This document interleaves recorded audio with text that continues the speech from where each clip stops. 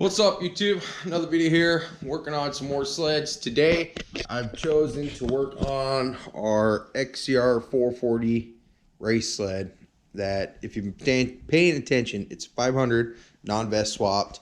I got the Larry Rugland twin pipes for it. Got it up and running.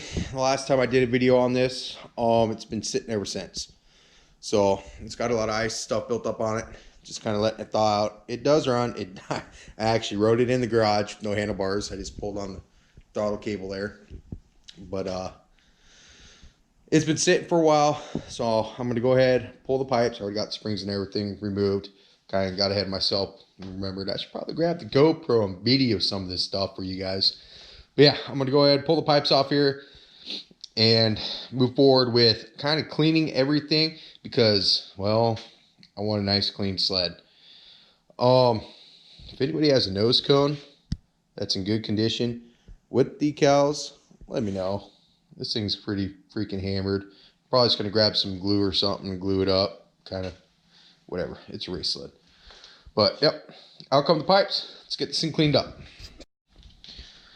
This thing just had it's got a ton of leaves in it. Oh my goodness. It's been sitting since before fall. Okay, it's pretty much winter now. It was like -7 or some shit when I woke up this morning. It did warm up. It's a little bit above zero now, but yeah, definitely been sitting a while. So I'm gonna go ahead and get all these leaves out of here. I actually got a bunch of bad gas in that red can there. Put that on a little rag, give stuff a wipe down. Should come out nice and pretty. All right, I'm feeling pretty good about with how clean this is. Is it spotless? Nah. It's a lot cleaner. Yeah. It don't look too bad. It don't look too bad. Some of the stuff like down there, yeah, that still froze. I can't get it off yet. But kind of is what it is. Trying to debate what to do, and honestly, everything on the sled needs done. I could pick like 10 different little things to do. Maybe I'll just make a random video of me just doing a bunch of little things to this sled. I think we just might do that. Number one, this needs to be replaced. Maybe we'll do that real quick. All right, I got my bolts out, which also held my tether bracket on. Not sure if I'm gonna be able to reuse this with my piece I'm putting on there, but I will find a way to utilize this, put it back on, or I'll just mount my tether over there. I'm not entirely sure yet. This is stuck on your steering column or post. You literally have to cut this off. So I'm gonna go ahead, grab my grinder, put a cut in right here, cut in over there, and that'll separate, come off the steering post.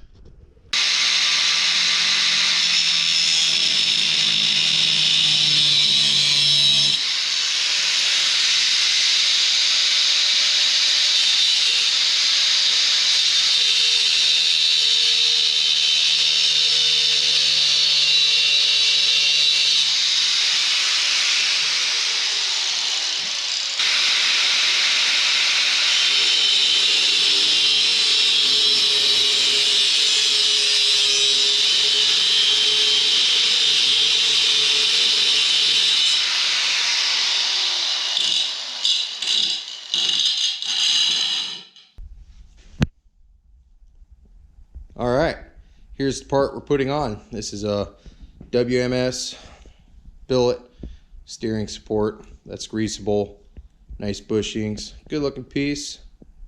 You can go ahead and throw this on there. Quick intermission and buy some tools. All right, so I got a little rack to put my miscellaneous sockets on, try to make another set. A whole set of Torx, because I don't know where my other ones went. The whole rack disappeared. Whole set of 1/2-inch drive deep sockets. Adapters from every which way. And I bought these because my 3/8 drive Allen's goes from 4 to 5 mil and works for almost nothing I do. So, yep, I had to get those.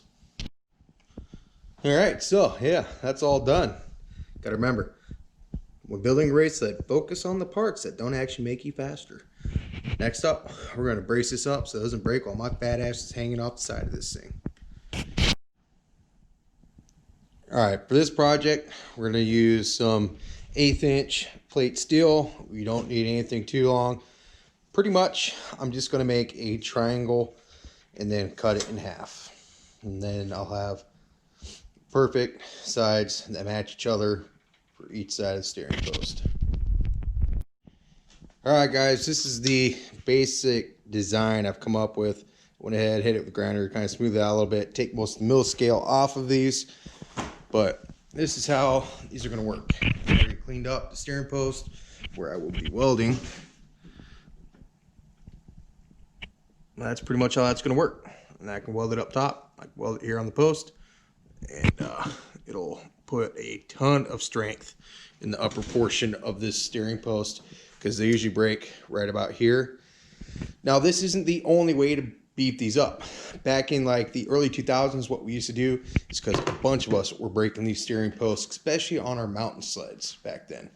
A lot of time we would cut them off and you'd either sleeve it with a piece of tube, or I've also seen people use rebar all the way down, and then they would put this back on, re-weld it, and they would just have like a solid tube, right? But you know what? This design, it works clearly because, well, that's kind of how the newer sleds are. So, I mean, if I was really fancy, I'd just have it set up like this. But, you know, I just don't want to mess around with the nuts on the underside and stuff like that. So, this triangulated design should work perfectly fine. And it will be on both sides. So, let's go ahead and get this knocked out. And again, old work coveralls coming in clutch as a fire blanket. So, no fires today.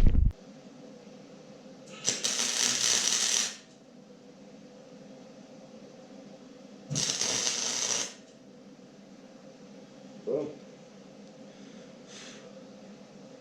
Not too shabby, not too shabby. Grab my wire brushes.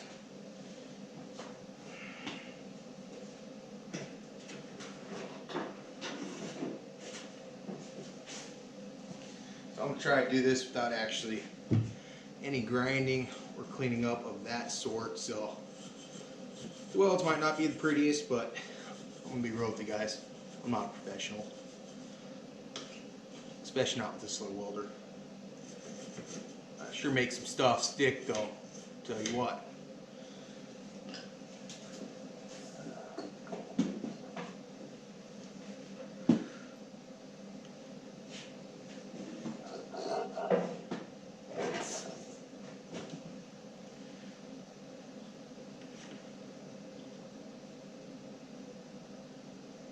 Basically, just going to try to stitch it. I'm not going to try to do a full bead or nothing.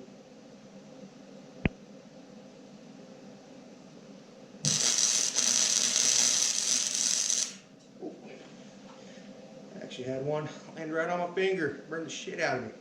That's why you wear gloves. Oh well.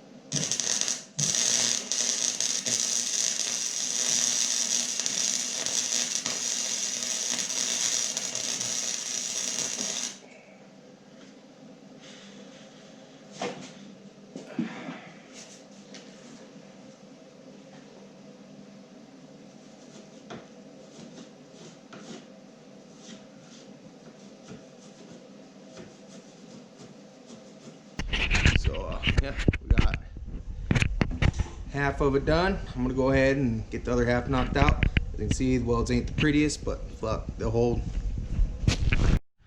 Well, there you have it, ladies and gentlemen.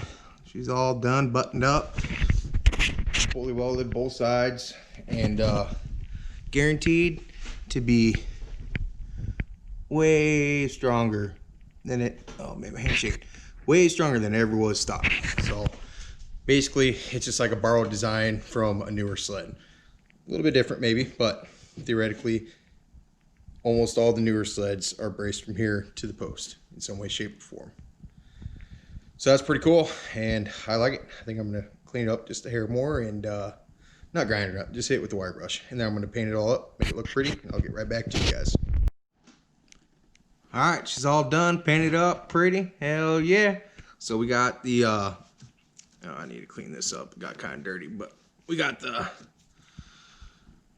billet, steering post, support. Need to put a little shot of grease in it, but yeah, it's on there, good to go. And steering post is all beefed up, hell yeah. I think I'm gonna call it a night on there. A little bit of progress on this sled. It's just one thing after another to get this thing fully ready to be, you know, worthy of 300-mile ice race. I mean, that's a long time on ice. Ice is really hard on sleds compared to snow.